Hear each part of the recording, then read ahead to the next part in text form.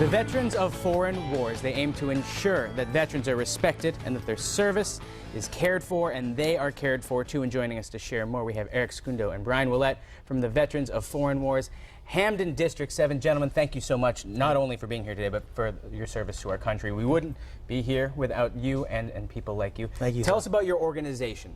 Well, the Veterans of Foreign Wars is the largest combat veteran organization in the nation with over 1.8 million members, and we strive to live by a model that no one does more for veterans, providing services nationally with the Unmet Needs Program and other programs, and locally here in the state of Massachusetts. The Department of Massachusetts has a Veteran Service Office that's fully employed, 3 full-time members who just deals directly with assistance to veterans, whether it's through the VA system, through claims and pensions, but also through the healthcare system. And there's a lot of different services that you provide nationally, but also locally. Let's talk about some of those. You help people kind of get back on their feet, because I can only imagine, and you can speak from experience, that re-entry is a difficult one when you get back from your service. Well, it really is, and the VFW primarily is an organization. It's for the veterans, it's by the veterans, and the re-entry process, basically camaraderie, is in our preamble. It's one of our mainstays, and whether it's no one does more for veterans, whether it's reaching out to Holyoke Community College to our newest veterans, or right here at the Holyoke Soldiers Home with our oldest and dearest veterans, we're there for those veterans. Speaking of the oldest and dearest veterans, you're doing something amazing in a little bit. You're taking some of them to D.C. Tell us about that.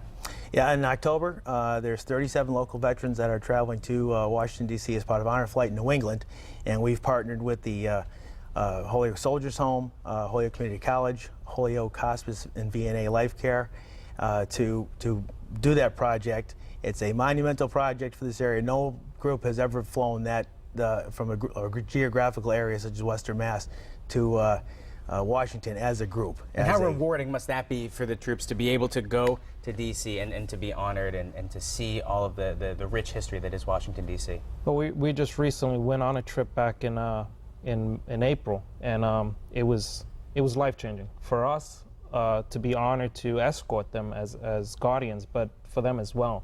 And to this day, some of these guys still call us up, and that's all they talk about is that one day that we took them down and shared that moment with them. The VFW is changing lives. Now, there's a lot of people out there, and everybody's excited for the cookout, for the fireworks, but today is a day to reflect, to commemorate, and I'm sure a lot of people out there maybe now are thinking, how can I help this organization? How can I help fund future trips to places like D.C. and beyond? How can they assist you all?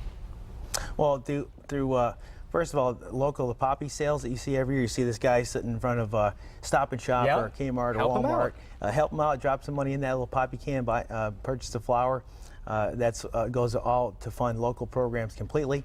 You can also donate local to the VFW as well as to the Holyoke Soldiers Home with money earmarked for the Honor Flight project. So any donations to Holyoke Soldiers Home, earmark that money, Honor Flight, that will go towards the trip in October that we have planned. Well, gentlemen, thank you. You're making a difference in the lives of people who have made such a difference in the life and times of this country. Thank you once again for your service.